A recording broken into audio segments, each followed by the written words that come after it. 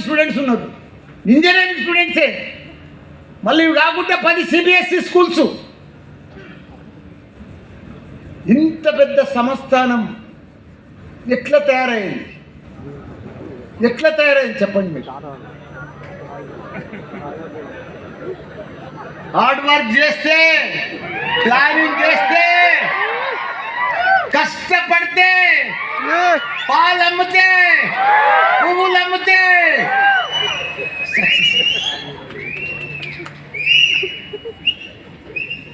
ఒకనాడు నా పరిస్థితి చెప్తా.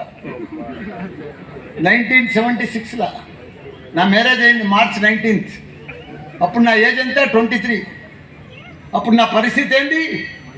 ఒక సైకిల్, 2 పాల క్యాన్లు. నా పరిస్థితి మిల్క్ వెండర్, మిల్క్ సప్లయర్. ఇవాళ నా పరిస్థితి ఏంటి? బిగ్గెస్ట్ ఎడ్యుకేషనలిస్ట్ మల్లారెడ్డి, ఒక ఎంపీ, ఒక మినిస్టర్, క్యాబినెట్ మినిస్టర్ మల్లారెడ్డి.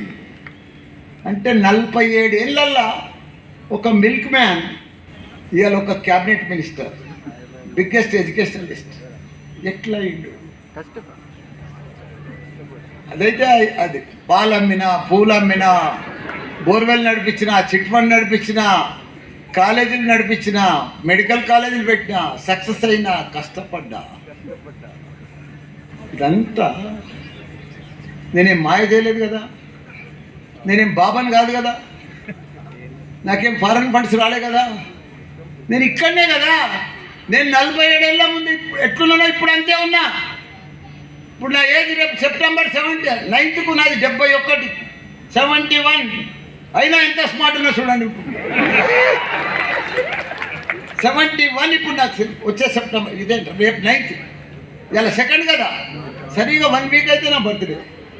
71 అంటే ఎట్లా మెయింటైన్ చేస్తున్నా, ఎట్లా చేసుకొస్తున్నా? ఇదంతా ఎట్లా సాధ్యం? ఇది ఎందుకు సాధ్యం కాదు?